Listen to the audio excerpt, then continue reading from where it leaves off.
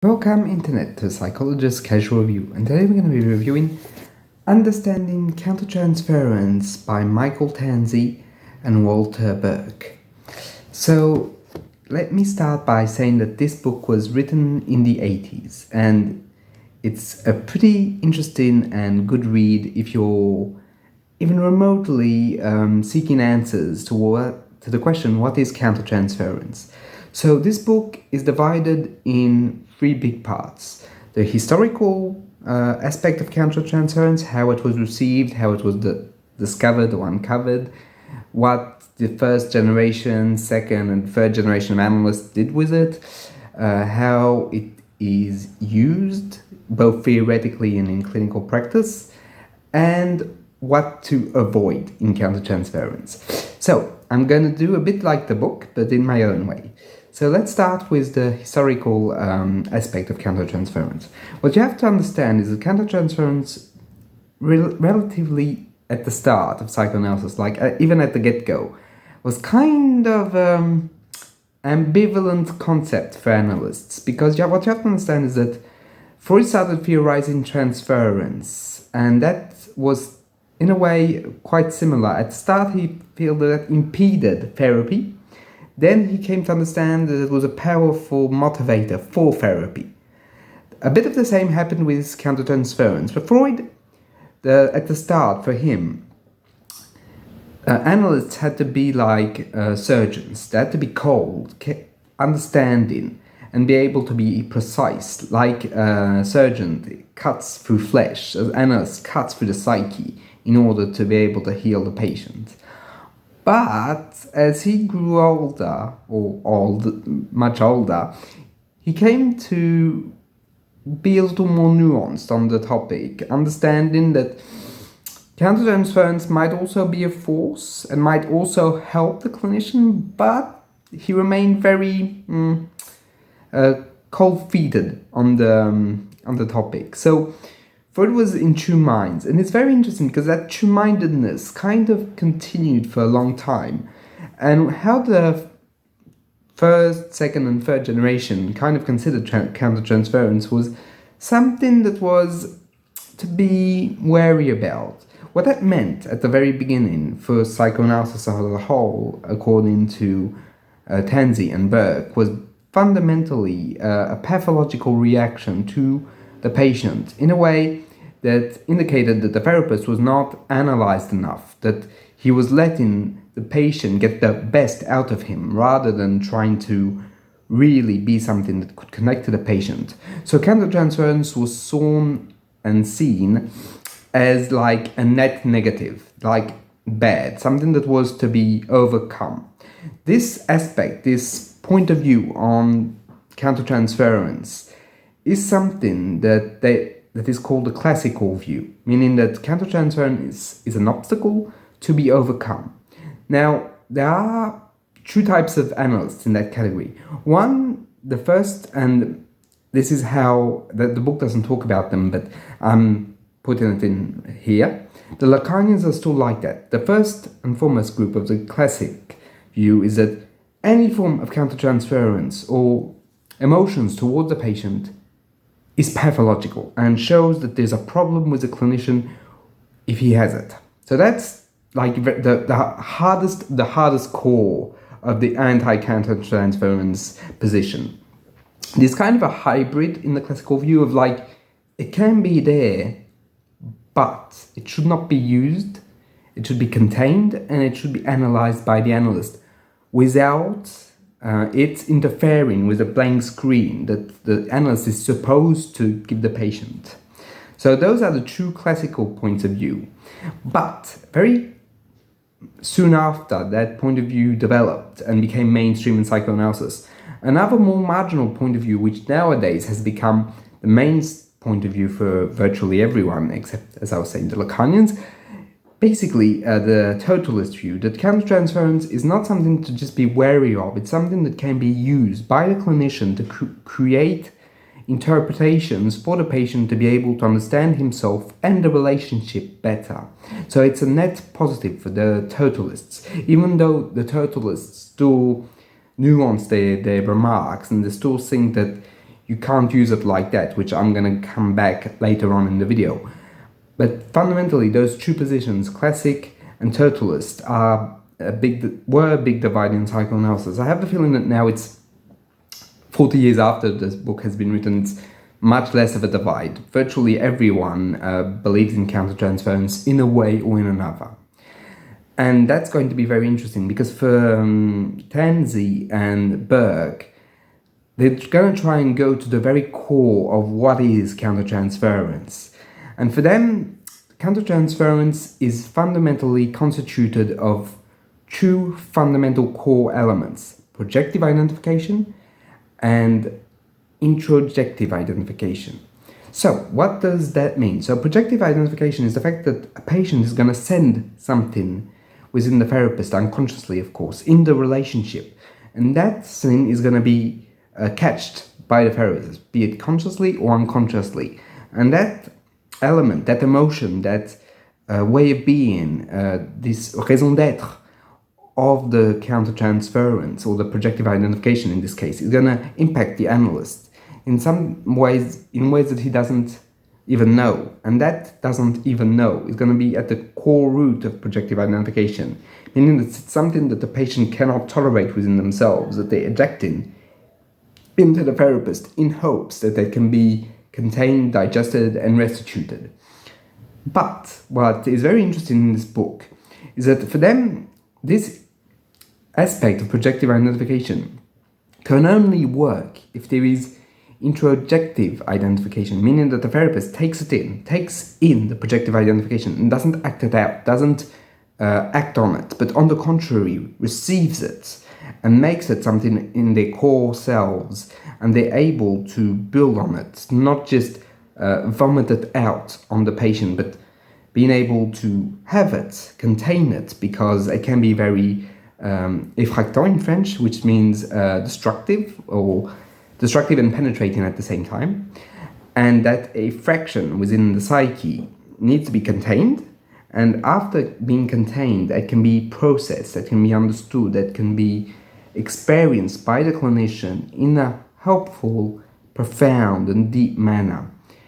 And that understanding, that profundity, can help the clinician understand the patient, of course, the relationship with the patient, but also himself. So, in a way, it can be fundamentally important.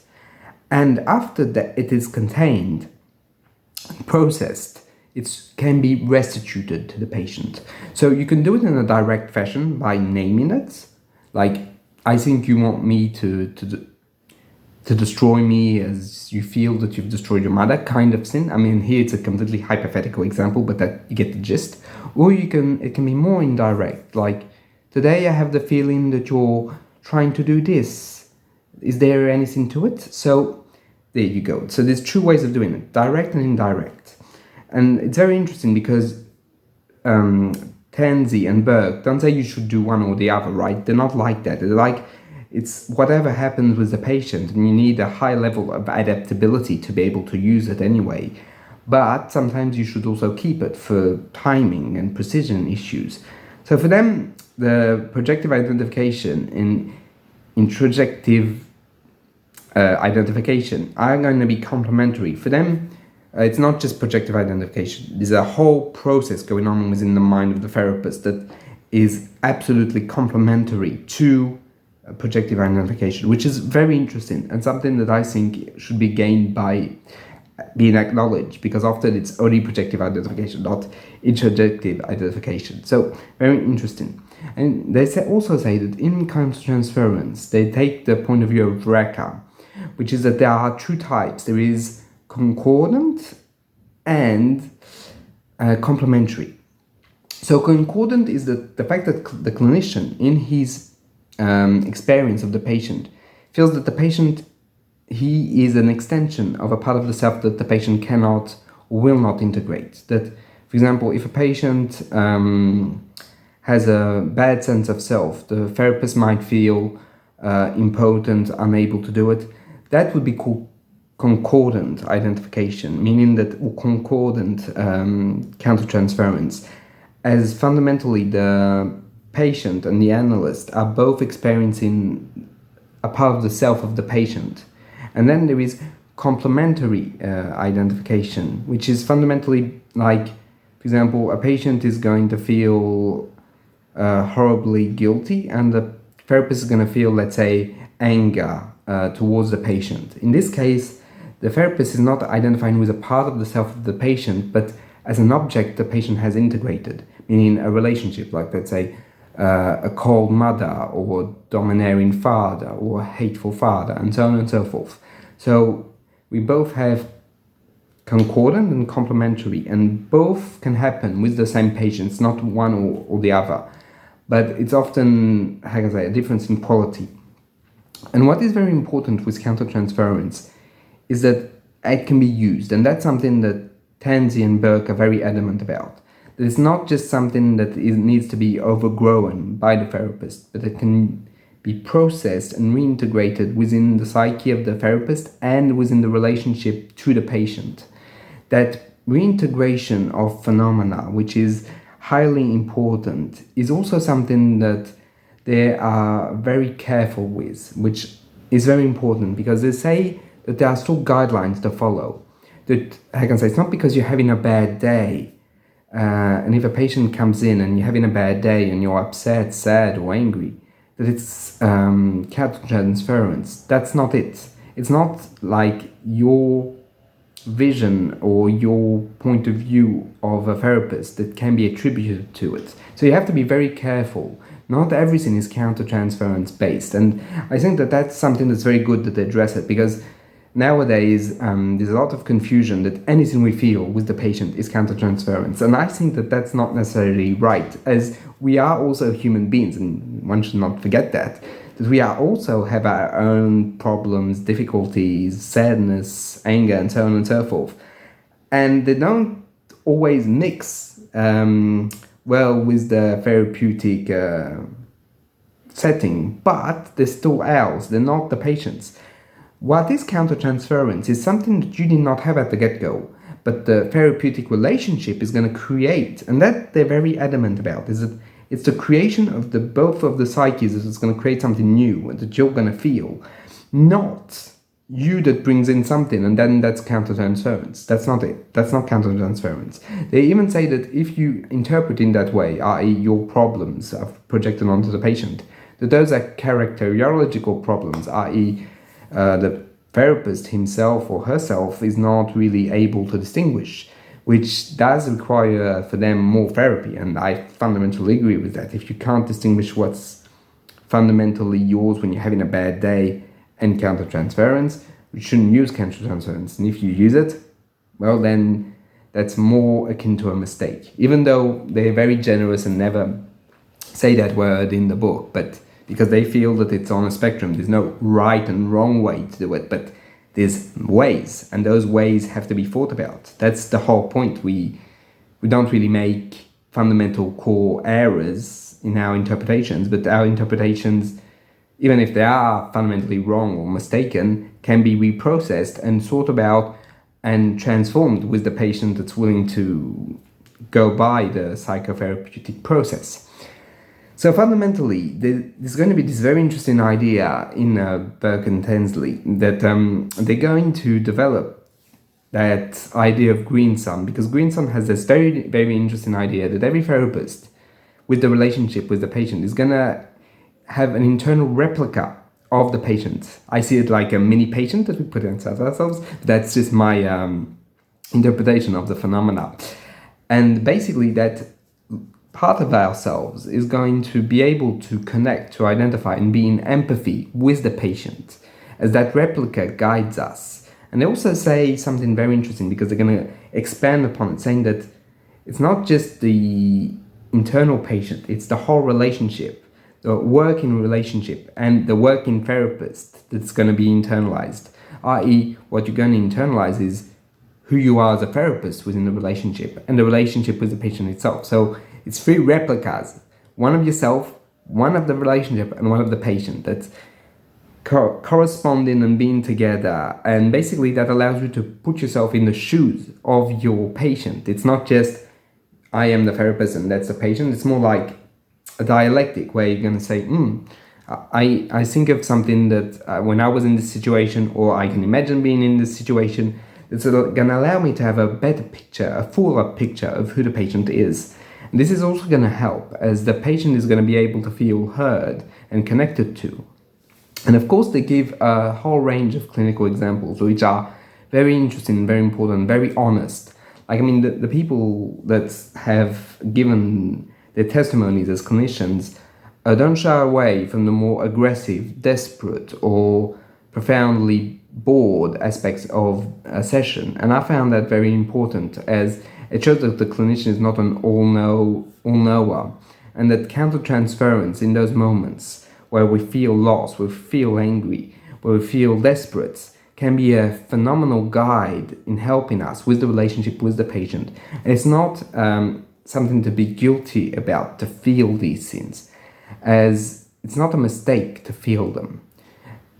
On the contrary, it's a guide, and that guide has to be listened to and has to be incredibly fine-tuned to help the patient.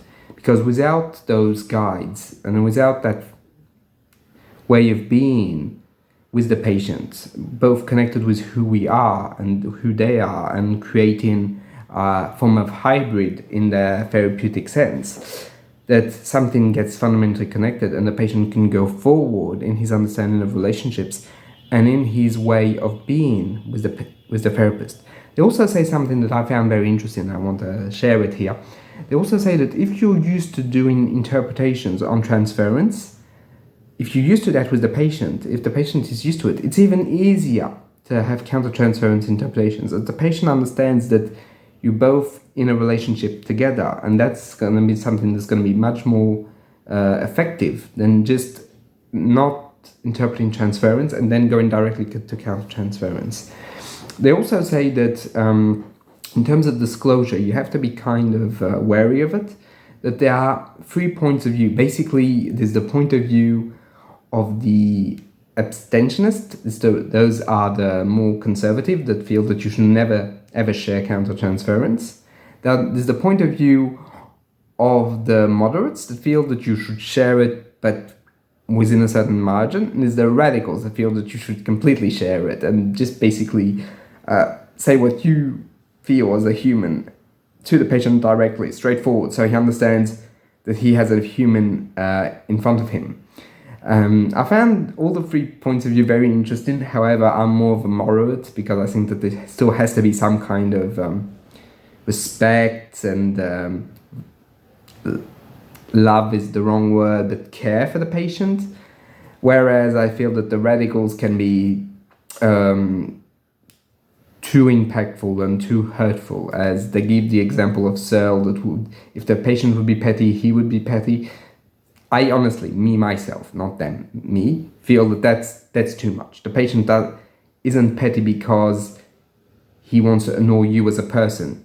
He can be petty because that's the way he's internalized his relationships. And giving him the feeling that you can be the same may show him that you're human, but it's not going to help him, not fundamentally, at least not according to me.